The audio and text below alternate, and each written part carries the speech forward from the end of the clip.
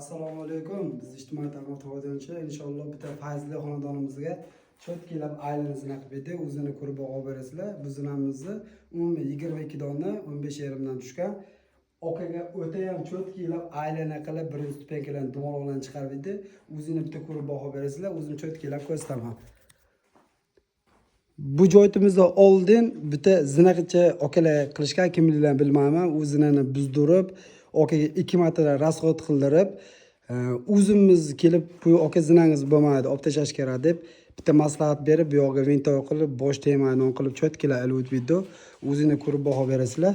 Nebijni qilib birinchi zinamizni ham xudo xolisa cho'tkilar berdi. Aylanalarimiz ham o'tayotganini teva tarafda ham aylana qilib berganmiz. Okalar, doim aytaman sizlarga, bir marta cho'tkilab zina qildiringlar. Ozgina qimmatdir, lekin ikkingizda pishmayona o'zingizga dushman bo'ladi-da. Befoyda rasxod qilib o'tirmaysizlar. Aloqadamiz xudo xolisa zinachi usta 3 4 sizlarning xizmatingizda.